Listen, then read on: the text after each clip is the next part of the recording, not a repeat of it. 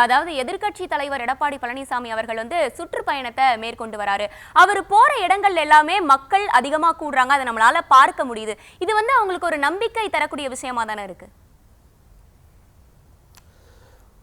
தமிழ்நாட்டிலே ஒரு பிரதான எதிர்க்கட்சியாக எதிர்க்கட்சி தலைவர் செயல்பட்டு கொண்டிருக்கிறார். கடந்த காலத்திலே ஒரு 3-4 மாதங்களுக்கு முன்னால் உங்களுடைய கேள்விகளே வேறு மாதிரி இருந்தது. பாரதிய ஜனதா கட்சி தான் தமிழ்நாட்டிலே எதிர்க்கட்சியோ என்று சொல்லும் அளவிற்கு தொலைக்காட்சிகளிலே ஊடகங்களிலே பல விவாதங்கள் நடந்திருக்கிறது. இப்போது தமிழ்நாட்டினுடைய பிரதான எதிர்க்கட்சி தலைவர் தன்னுடைய பணியை செய்து கொண்டிருக்கிறார். தமிழ்நாடு முழுவதும் இன்றைக்கு சுற்றுப்பயணம் வந்து கொண்டிருக்கிறார்.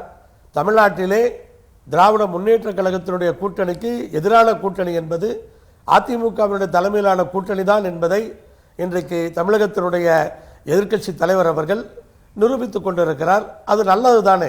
ஜனநாயகத்திலே இது மாதிரி விஷயங்கள் எல்லாம் நடக்க வேண்டும். எதிர்க்கட்சி இல்லாத ஒரு மாநிலம், ஒரு அரசியல் இருந்துவிடக்கூடாது. அதை அவர் இன்றைக்கு செய்து கொண்டிருக்கிறார். உண்மையில் இன்றைக்கு தமிழ்நாட்டிலே எதிர்க்கட்சி என்பது அதிமுக தான் என்பதை அவர் இந்த கூட்டங்களின் மூலமாக நிரூபித்துக் கொண்டிருக்கிறார்.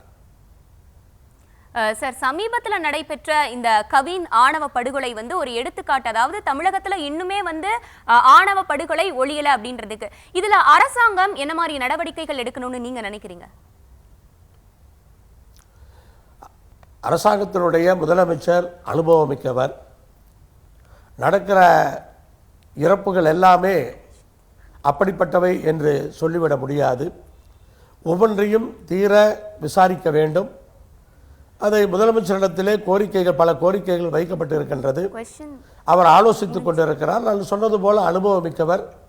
அதையெல்லாம் கட்டுப்படுத்துகின்ற விதத்திலே ஒரு நல்ல முடிவுகளை அவர் எடுப்பார் என்பதிலே எந்த ஐயமும் எங்களுக்கு இல்லை. அதே நேரத்திலே குழந்தைகளை பொறுத்தவரை காதலிக்கும் போது பெற்றோர்களுக்குரிய அந்த முக்கியத்துவத்தை தர வேண்டும். காதல் திருமணங்கள் நடக்காமல் இல்லை. பெற்றோர்களுக்குரிய முக்கியத்துவத்தை தரும் பொழுது எந்த விதமான அசம்பாவிதங்களும் நடப்பது கிடையாது. குழந்தைகள் தங்களுடைய திருமணத்திற்கும் பெற்றோர்களுக்கும் சம்பந்தமில்லை என்று நினைக்கக்கூடாது.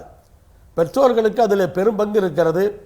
பெற்று வளர்த்த பெற்றோர்கள், நாளை நம்முடைய குழந்தைகள் நன்றாக இருக்க வேண்டும் என்று வாழ்த்தக்கூடிய பெற்றோர்கள், அவர்களுடைய விருப்பத்தின் பேரிலே அவர்களை கன்வின்ஸ் பண்ணக்கூடிய அந்த வேலைகளை குழந்தைகள் செய்ய வேண்டும்.